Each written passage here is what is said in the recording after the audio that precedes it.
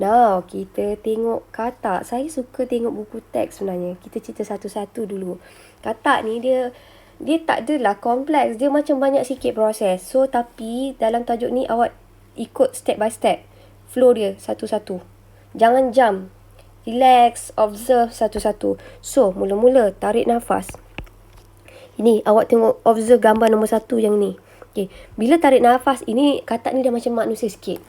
Tadi kalau serangga, udara tu masuk melalui ruang dekat abdomen dia nama spiracle.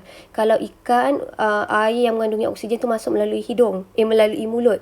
Kalaulah untuk katak, dia dah sama macam manusia. Udara tu akan masuk melalui lubang hidung. Tarik nafas, udara mula-mula masuk melalui lubang hidung.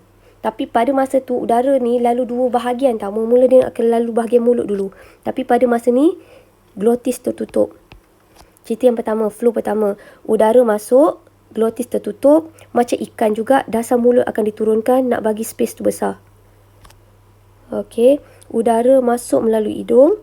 Tapi masa tu mulut tertutup. Dasar rongga mulut diturunkan. Glotis tertutup.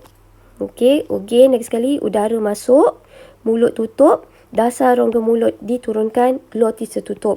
So, pada masa yang ini, udara ni banyak kat sini. Ni udara banyak kat sini.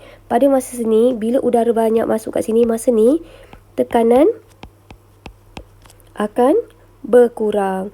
Bila tekanan berkurang, itu yang menyebabkan udara boleh masuk. So, sekarang udara dah masuk sini kan? Kita nak bagi udara ni masuk ke dalam bahagian paru-paru. Okey. So, sekarang peringkat yang kedua, tengok saya ikut cerita flow satu-satu. 1, 2, 3.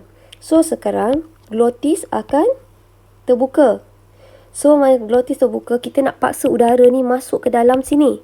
Okey. So, dasar mulut ni akan dinaikkan.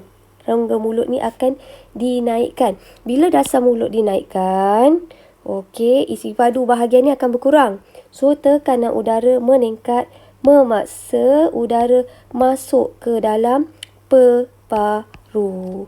Lagi sekali, saya buat slow-slow untuk awak. Okey, slow-slow untuk awak. Okey. Okey, pertama, kita nak cerita. Alright, masa ni, mulut dia tutup. Bila mulut tutup, okey, hidung ni akan terbuka. So, udara ni akan masuk melalui hidung. Okey, pada masa sama, dasar mulut rongga ni akan diturunkan.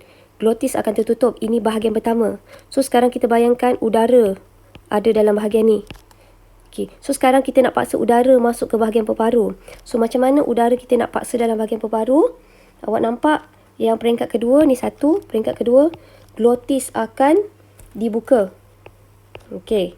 Kemudian macam mana kita nak paksa udara masuk? Dasar mulut ni mesti dinaikkan. Lubang hidung tertutup. So, udara kena paksa masuk ke dalam paru. Okey, tengok gambar je. Dalam tajuk ni, okey, untuk bio ni sebenarnya bukan main hafal tau.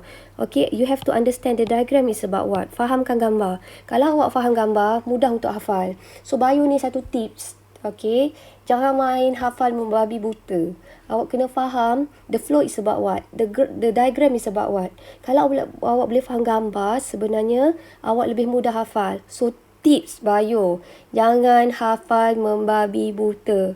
Alright, you have to understand it's about what. You have to understand the diagram is about what.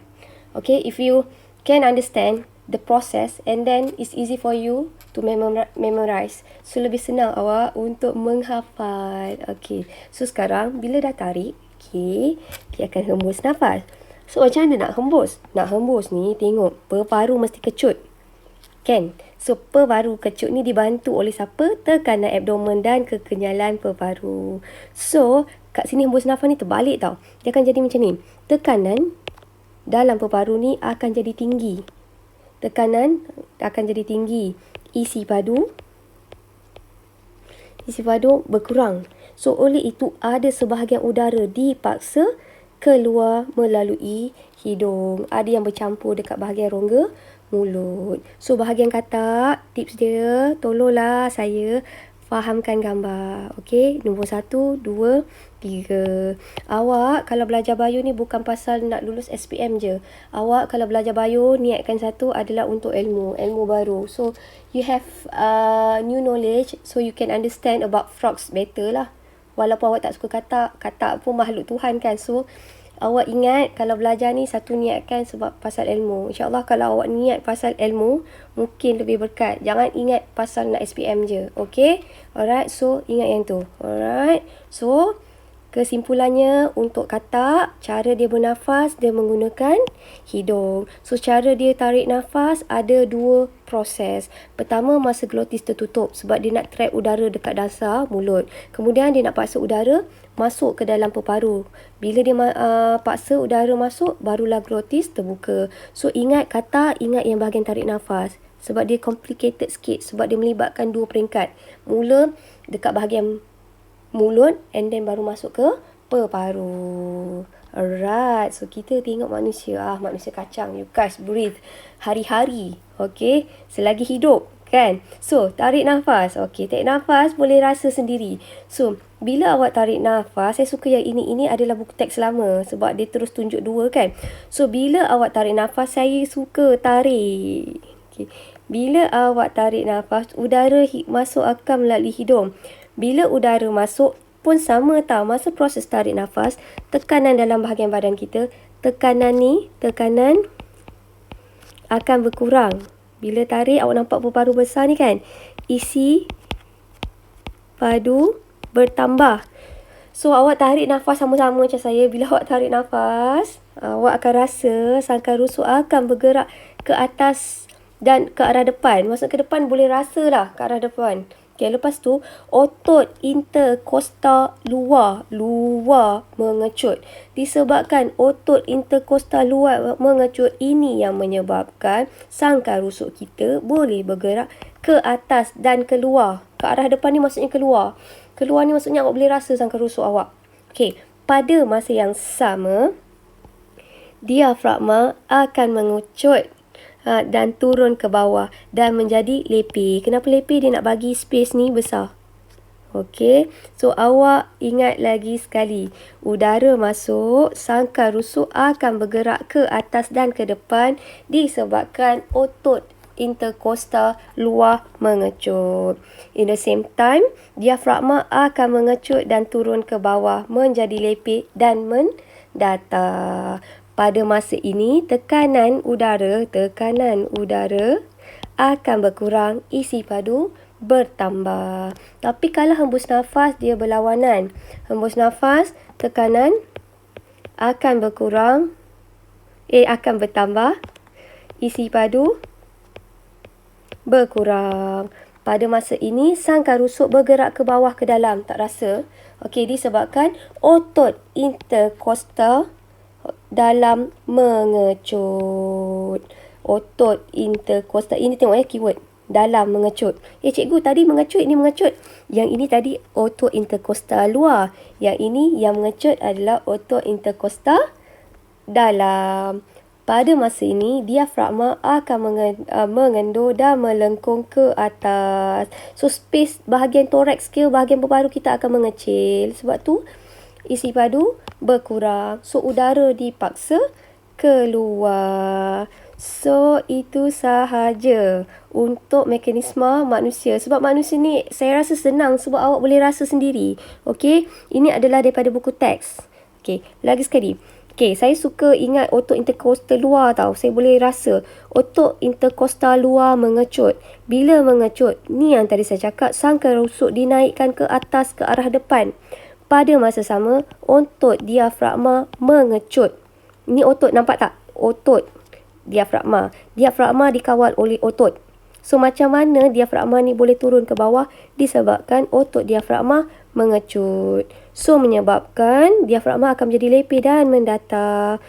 Disebabkan mekanisme apa yang berlaku di diafragma dan juga tulang rusuk, isi padu toraks akan bertambah, tekanan akan jadi berkurang. So, memaksa udara masuk. Okey, kalau hembus nafas berlawanan. So, kalau saya jadi awak, again, saya suka ingat one side sahaja dulu. Kalau dah terror hembus tarik nafas, barulah cuba fahamkan hembus nafas. Yang ini dalam buku teks. Okey, alright. So, kita tengoklah juga. So, otak interkostal luar akan mengendur. Okey, alright. So, menyebabkan sangkar rusuk akan digerakkan ke bawah dan ke dalam. Pada masa sama, dia berlawanan. Tadi otot diafragma tadi mengecut kan? Sekarang bila hembus nafas, otot diafragma akan mengendur. Diafragma akan melengkung. Melengkung dan menjadi kubah. Macam ni kan? This one kan? Jadi kubah. So, menyebabkan isi padu berkurang, tekanan bertambah. Ingat, isi padu kalau hembus apa-apa hembus, isi padu akan berkurang. Tekanan bertambah. So, udara didesak, dipaksa keluar. So, ini adalah just knowledge kan. So, udara sedutan dengan hembusan. So, kalaulah yang ini awak tengok dekat sini, kalau udara sedutan kita sedut, banyak oksigen sebab kita pakai. Right. Okay. Yang ini just for your knowledge. Okay. Right. Ini pernah buat saya rasa form 3. Is it? Kan pernah buat projek ni, pernah buat. So, kita tak buat projek ni. Saya nak bagi projek yang baru. Tajuk ni ada projek juga. Okey. So, kesimpulan untuk apa yang kita belajar hari ni. Okey, perbandingan mekanisme pernafasan manusia, serangga, katak dan ikan. Apakah persamaan? Persamaannya, manusia dengan haiwan ni mesti ada otot yang mengecut, mengendur. Okey. Okey, untuk mengembang dan mengecutkan rongga pernafasan dan melibatkan perubahan isi padu dan juga tekanan. Kalau kita nak bagi tips tadi, yang kesimpulan awak perasan tak? Kalau tarik, tekanan, tekanan akan meningkat. Tekanan akan berkurang. Isi padu akan bertambah. Kalau hembus, terbalik pula. Kalau hembus nafas, tekanan akan bertambah. Isi padu akan berkurang. Okey, so persamaan dia ada kaitan antara isi padu dan juga tekanan. So, tengok dekat sini cara dia masuk. Oksigen masuk, udara masuk. Kalau serangga tadi kita kata dia yang kecil yang ada kat bahagian abdomen atau dada namanya spiracle. Kalau ikan, oksigen tu masuk melalui mana? Mulut, operculum. Kalau katak, lubang hidung. Manusia, lubang hidung juga. Kalau struktur khas, kalau serangga tadi kita kata spiracle ada kat bahagian mana? Thorax atau abdomen. Okey, struktur yang membantu pernafasan. Kalau ikan adalah operculum. What is operculum? Yang bahagian luar sekali melindungi insang dan juga rongga mulut berotot. Kalaulah katak, rongga mulut dan juga dinding yang berotot. Kalau manusia, yang tolong pernafasan, proses hembus dan tarik adalah diafragma, sangkar rusuk dan juga otot interkostal. Kalau mekanisme pernafasan, okey, hembus, orang kata tarik dan hembus. Okey, dibantu oleh siapa? Pengecutan dan pengenduran otot abdomen. Abdomen kalau bahasa pasar panggil bahagian perut. Okey, kalaulah ikan, dibantu oleh pergerakan dasar rongga mulut yang diturunkan masa hembus nafas. Kalau masa tarik nafas, kita punya bahagian ikan, dasar mulut akan akan direndahkan. Okey. Now, ada melibatkan otot operculum masa tu dibesarkan. Okey. Kalaulah katak, dibantu pergerakan pantas rongga mulut dan sifat kekenyalan paru. Kalaulah manusia, dibantu pengecutan pengenduran otot interkostal dan otot diafragma. Disebabkan otot interkostal tu bila awak tarik nafas, awak akan rasa awak punya sangkar rusuk tu akan bergerak ke atas dan keluar. Okey. Dan juga diafragma ni akan mendatar menyebabkan isi padu peparu boleh bertambah. So, sekian itu sahaja untuk tajuk mekanisme pernafasan.